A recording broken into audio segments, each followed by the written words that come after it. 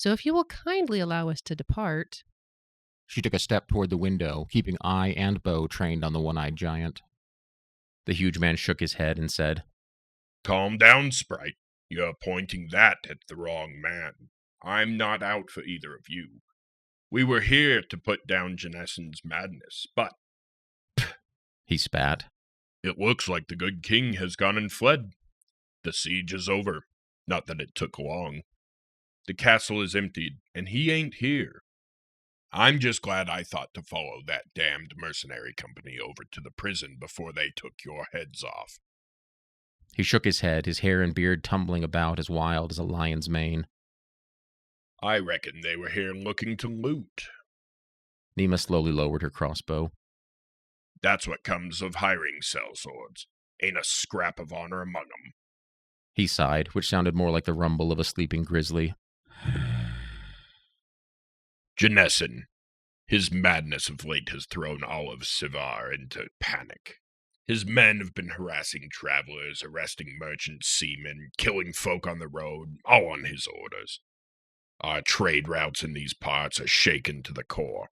Some of the towns are damn near starving. Whatever it is you two did, or didn't do, isn't any of my concern. We're here to liberate Emmenia, not pass judgment on those it's been persecuting." He stood up. "Go if you wish. I have no quarrel with you. However, you may want to wear these." He tossed 2 small badges, metal, with a black rose emblazoned over a red field. "Signet of Bastos," he said abruptly, turning to leave. "As long as you're wearing those, the army won't bother you." "Thank you for this," Bruckner said, taking the badge. "What brought the king to madness?" The man laughed gruffly, then set a serious eye upon Bruckner. Nima watched the window, but stayed to listen to the man's answer. "That's the question, ain't it? No one knows for certain.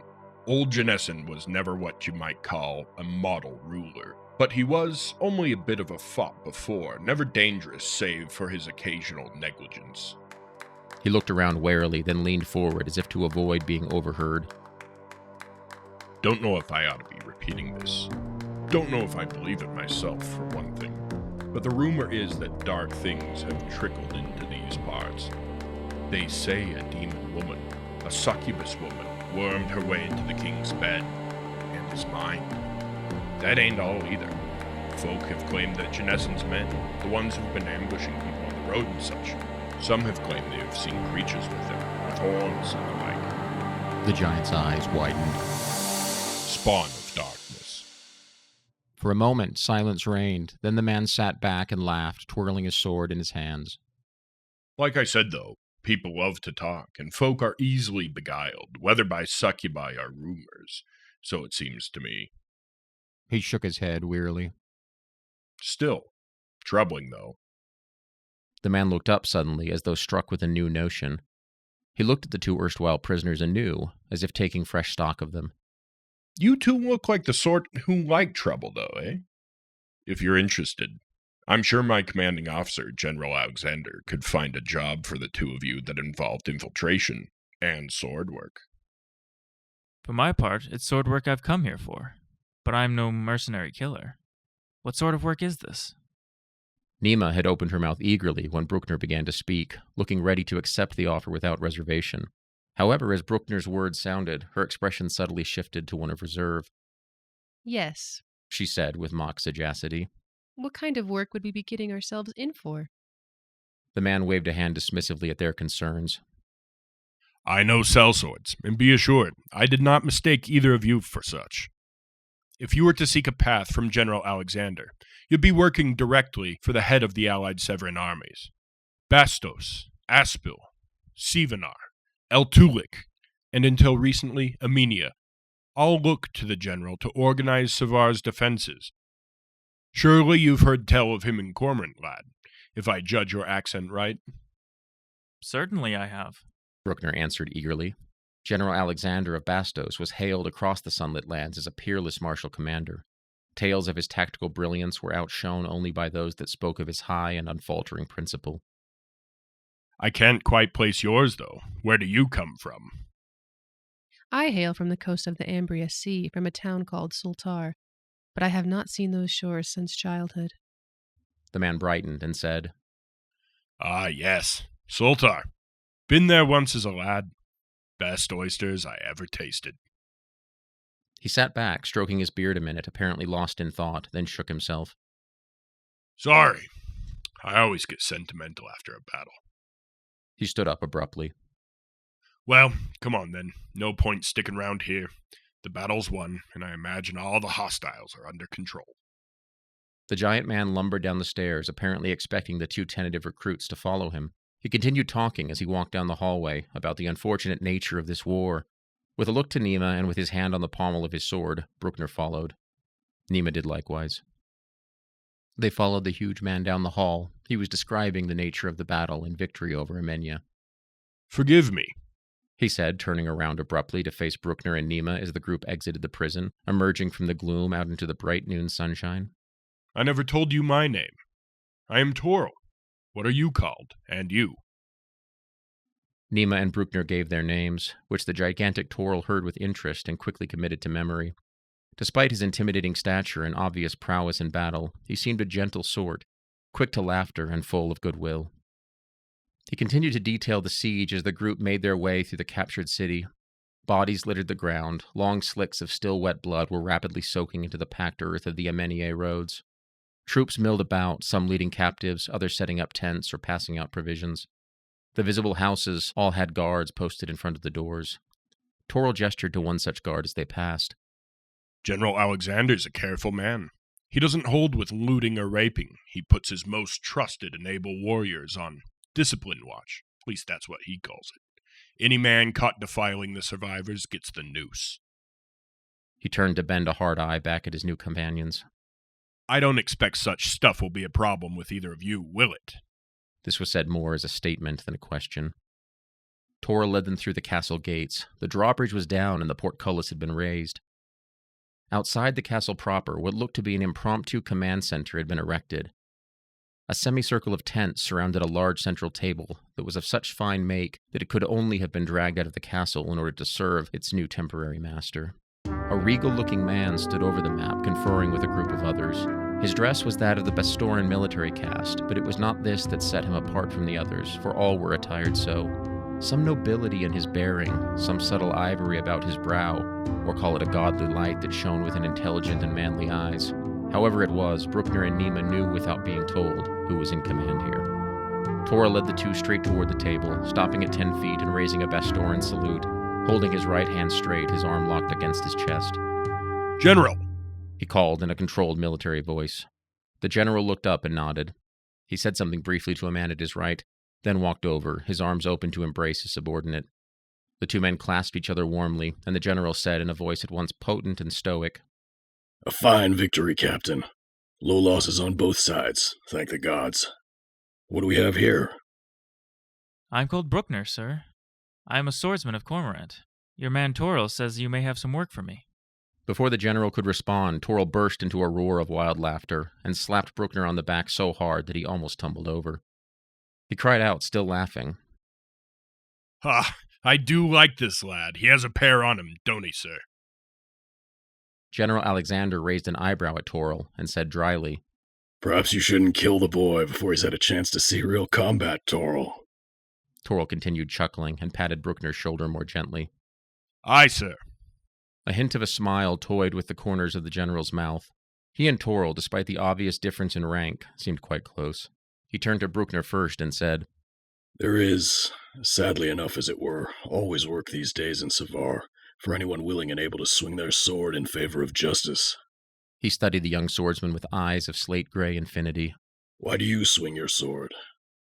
To learn to swing it well. My father is weaponsmith and an arms master to one of the noble houses of Cormorant. I hope to take his place one day, when I am worthy. So, I seek to understand the sword." The general nodded seriously, seeming to approve of Bruckner's answer. He turned to Nima. "And what of you? Why do you desire to fight for Savar?" Nima shrugged noncommittally. Is it ever truly possible to limit one's motive to a single explanation? I suppose, though, it is your right to ask, in which case my primary reason is that I am interested in finding a cause to be interested in. Along with that, I am interested in remaining, for the time being, at the side of my new companion. Very well.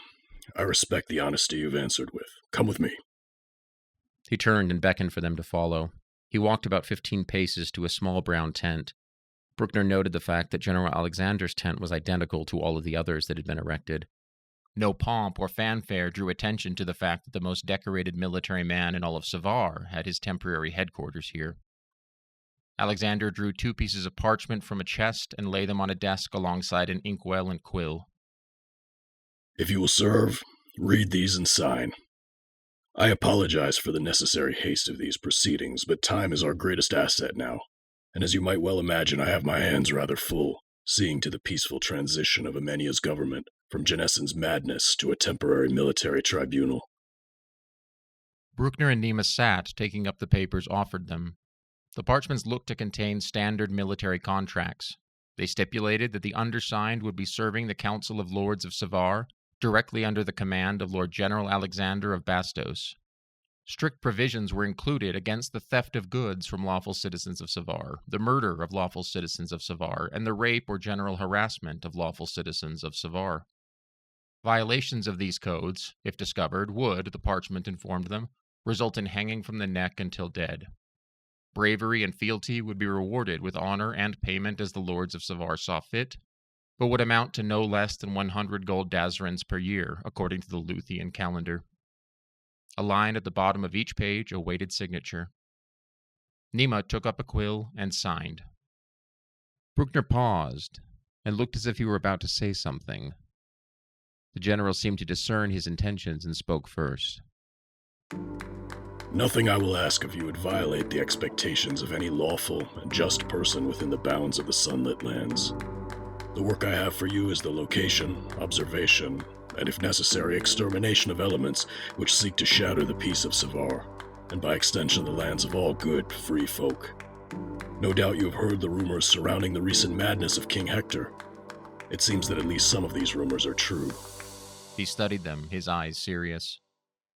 There is dark and demonic activity at the heart of Savar, and our goal is to root it out and destroy it. I swear by Tyr, Pallas, the Hammer, and all the good gods and goddesses that we seek only order across Savar, the safety of all good-willed peoples who live therein. You may doubt this, or no, it is all one what you believe about me.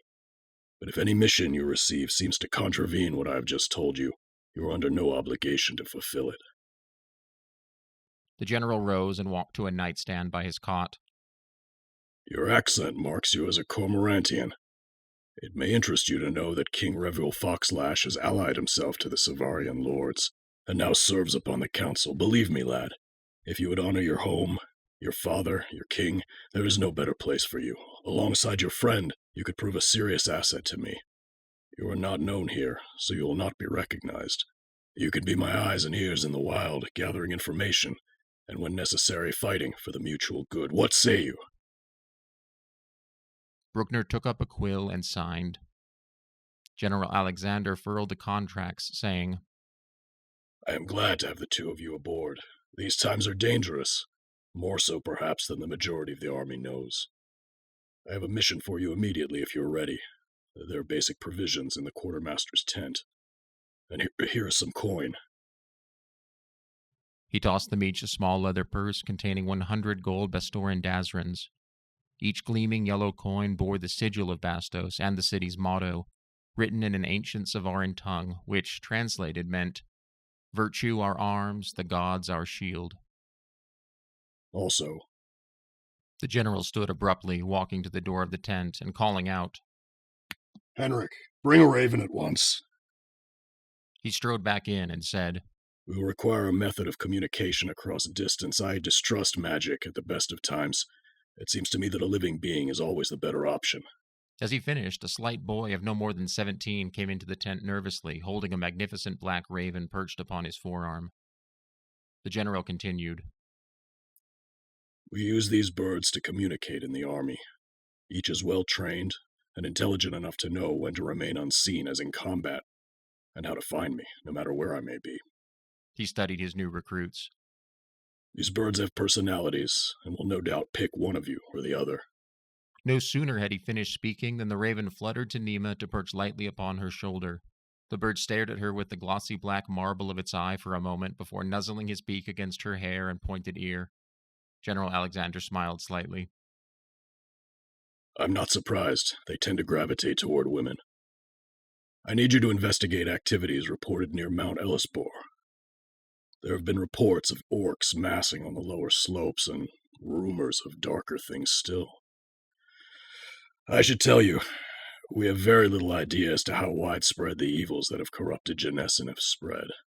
But as far as we can tell, the problems go far beyond one crazed monarch. Investigate Mount Ellisbor. If their force is there more than a few strays, that is. You're to hold back, wait for reinforcements, send the Raven. Men can join you within a day and a half. It won't serve me well to lose you both immediately. A man's voice sounded outside, requesting admission to see the general. Aleksander called for the man to enter, then turned to address Bruckner and Nima, who stood. You should be off. I apologize for the brief nature of this meeting. He led them to the tent's entrance, holding open the heavy canvas to the world beyond. He gave each a last searching look with his slate-colored eyes. The times do not allow for more. This has been Chapter 1 of Greenleaf and the Black Blade. Written, narrated, and edited by Andrew Israelsen. Additional voices by Jared Israelsen, Penny James, Nick Smith, and Z Tanner. Music by Patrick Crafton Cardwell. Please tune in next time.